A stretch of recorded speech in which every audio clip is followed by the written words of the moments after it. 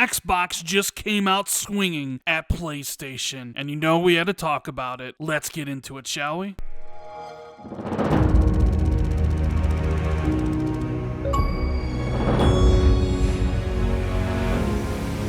What is going on, everybody? This is Randall419, the man with the million, back again with another video. Hope everyone's having a wonderful day. If you guys can do me a huge favor, make sure you hit the like button, subscribe if you're new to the channel, and please share this out on social media.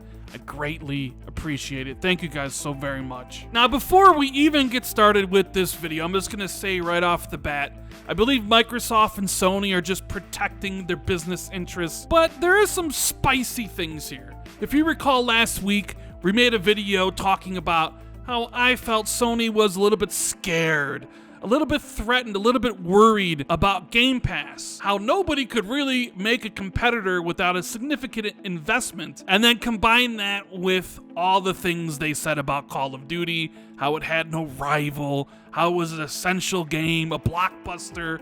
We remember that. We had a good laugh. And it's super interesting because normally we don't get a peek behind the curtain. We don't really get to see what Sony truly thinks about certain things. And I felt when you take their statements, it came across pretty apparent to me that Sony was worried about the future, about Game Pass becoming a huge player and potentially changing the industry and how it works. Because Sony is dominant right now, and they've been dominant for a long time, and they don't necessarily want to change their business model. That's what that whole thing was all about, was that Sony was arguing to the Brazilian regulators that maybe the Xbox Activision Blizzard deal shouldn't go through because it might be anti-competitive in the future. That it wasn't good for PlayStation for Xbox to own Call of Duty, but they didn't really explain why it would be bad for the overall industry, just how it was bad for PlayStation. Now, I know a lot of you already know that information, but I had to take the time to set it up again, because Microsoft actually took the time to respond directly to PlayStation's concerns. And let me tell you, Microsoft was extremely aggressive in some of their answers and pretty much mirrors my thoughts. Microsoft, too, is basically saying that Sony is scared of Xbox Game Pass. And there's a lot here we need to go over. So there was a really great thread at Reset Error about all this, and I have it linked in the description below. But it kind of starts off by saying, according to Microsoft, Sony said that, 1, Activision Blizzard's Call of Duty franchise would be unrivaled and essential for the PlayStation console, and the inclusion of Activision Blizzard content in Xbox Game Pass catalog would represent a tipping point in the market. Oh yes, I remember that. They said it would be a tipping point, and I basically said, to me that sounded like Sony was saying, it's not fair. Microsoft believes that Sony's isolated position can likely be explained by the fact that Microsoft's subscription game offering, Game Pass, was launched as Microsoft's competitive response to Xbox's failure in the console wars and the need to offer players additional value compared to the buy-to-play traditional model. In this way, Game Pass threatens to compete more effectively with the buy-to-play model, which Sony has successfully adopted.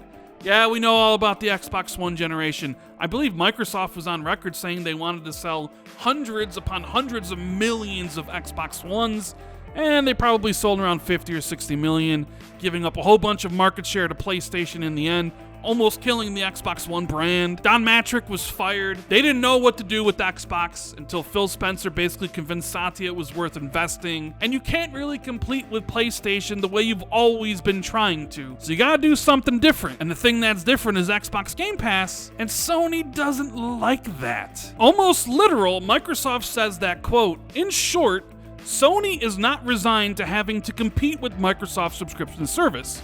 Sony's public outcry in subscription games and the company's responses are clear.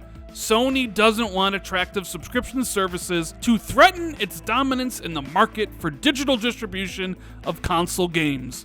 In other words, Sony rails against the introduction of new monetization models capable of challenging its business model. So while everybody was talking up Call of Duty and what Sony was saying about that franchise, and people were saying that was the whole point, I was like, no sir, it's about Game Pass. It's always been about Game Pass, especially Game Pass combined with Call of Duty. And that's what Microsoft is saying here, essentially, that Sony doesn't want to compete with Microsoft's subscription service. And you take all the things that Jim Ryan has said about how, oh, we can't put our games day one in subscription service because it might lower quality. But that's basically Sony signaling that they want the industry to continue to go along as it's always been, to sell games at $70 because they raised the prices this generation, 60 to 70. That's how Sony wants to do business, and it's worked for them brilliantly the past 4 or 5 generations.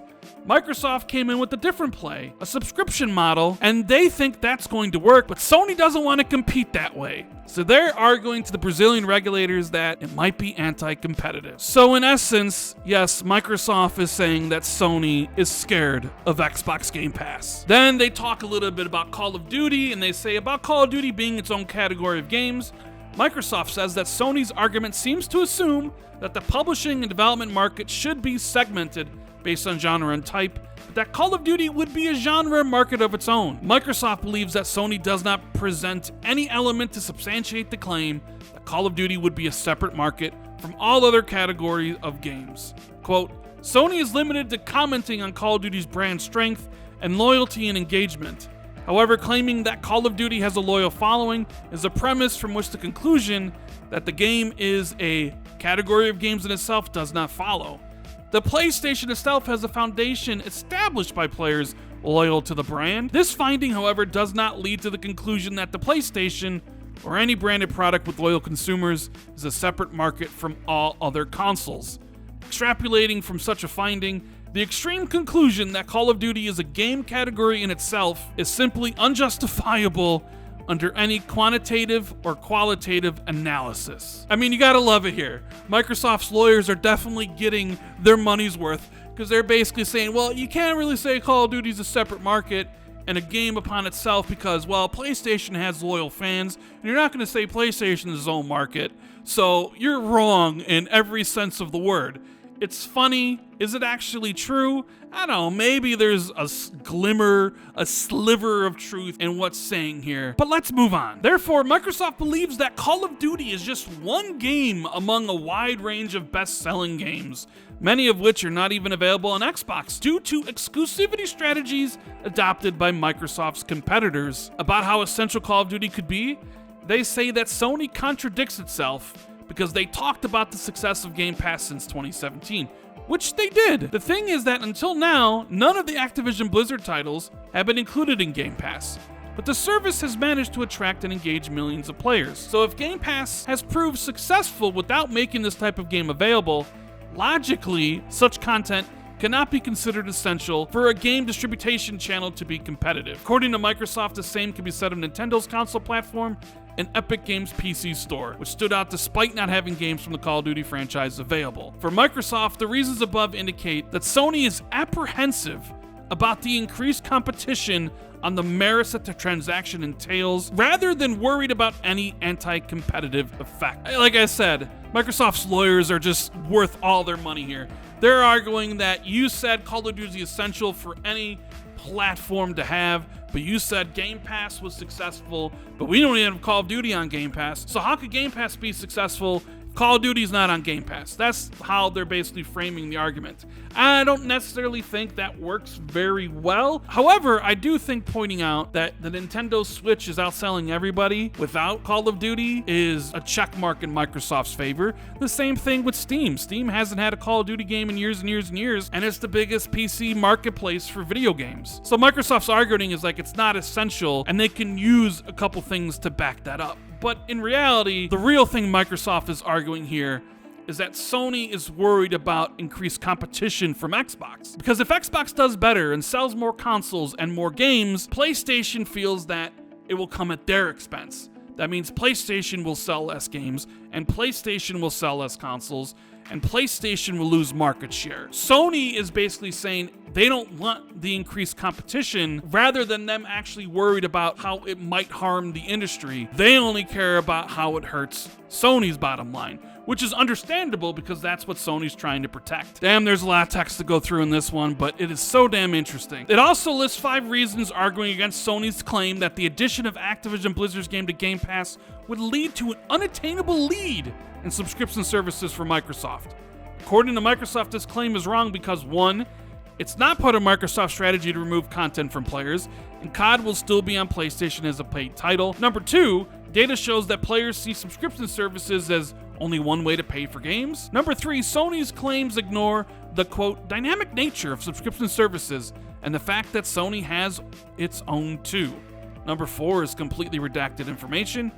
And 5 is there are numerous other game distribution channels and subscription services, many of which include content that isn't available on Xbox. Now, Microsoft believes that what Sony fails to mention when it insinuates that Game Pass could achieve unattainable leadership in subscription services is its own leadership position in the digital distribution of console games. Quote, Sony is, in fact, the largest digital distributor of console games.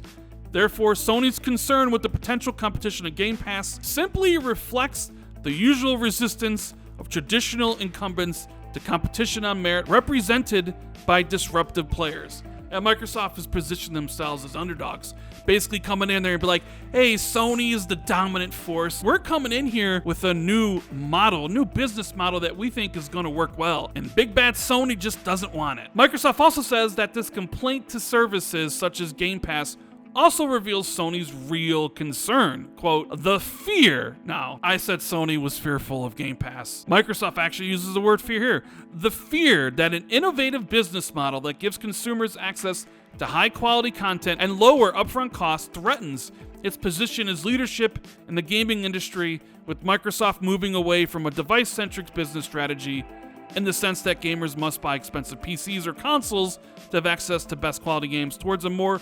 consumer-centric. That's where the rubber hits the road. Microsoft feels that Sony is saying these things because they just don't want the increased competition, and that they're fearful Xbox Game Pass could change the industry and force PlayStation to change their business model, which they don't want to. Microsoft also points out that the use of exclusive arrangements has been at the heart of Sony's strategy to strengthen its presence in the gaming industry. Microsoft says in addition to owning exclusive first-party content, Sony has also entered into agreements with third-party publishers to secure other forms of exclusivity with respect to certain games, such as marketing exclusivity or exclusivity rights with respect to downloadable content. Seeing how Sony is a leader in the distribution of digital games, Microsoft sees Sony's concern about the eventual exclusivity of Activision's content as incoherent, and that it only reveals, quote, the fear regarding an innovative business model that offers high-quality content at low cost to players, threatening a leadership that was forged from a device-centric strategy and focus on exclusivity throughout of years. In fact, Microsoft says that Microsoft's ability to continue expanding Game Pass has been hampered by Sony's desire to inhibit such growth. Sony pays for, quote, blocking rights to prevent developers from adding content to Game Pass and other competing subscription services. So basically, Microsoft is throwing Sony's strategy of exclusive content. Like, Sony's complaining that Microsoft might use Call of Duty and all these games exclusively in their face by saying, but you've been doing this for years. Now, I know this video is getting really long, so I just wanted to say this whole argument really reminds me of how PlayStation fans were on social media during last generation. When Xbox was down in the dumps, not doing great, they would be like, we just want Xbox to do better and compete with PlayStation. And when finally Xbox did, knowing they needed more studios because they only had 5, and went on a buying spree, and then shocked the world by buying Bethesda, and then shocked it again by buying Activision Blizzard, all those PlayStation fans were saying, not like this though. Because they didn't truly want Xbox to get better. They didn't want Xbox to compete. That was just a nice way to concern troll. And now the reality has hit him in the face.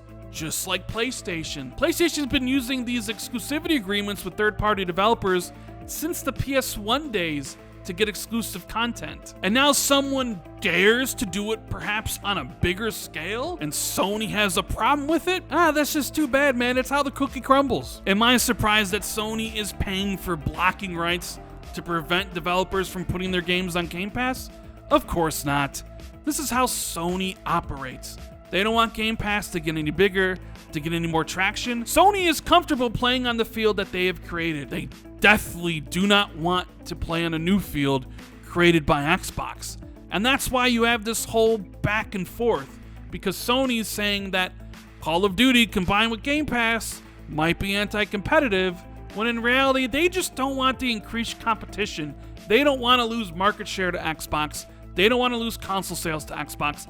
They don't want to lose game sales to Xbox. That's the bottom line. And on the flip side, Microsoft is just protecting its business interests. They need this deal to go through, so they're making sure that the regulators know that other platforms like Nintendo and Steam and Epic are doing just fine without Call of Duty. It's not that essential, and that what Sony's really worried about, is just the increased competition, not that anything Xbox is doing is anti-competitive. It's just basically a $1 trillion corporation and a $1 billion corporation going head to head. I just never expected Microsoft to be so aggressive in their responses. Anyways, guys, that's the video. I really hope you enjoyed it. Let me know what you think about all of this in the comments below. And if you enjoyed the video, make sure you hit that like button, subscribe if you're new, share this out on social media, hit that notification bell. Thank you guys so much for watching. I really appreciate it. And I'll see you in the next one. Later.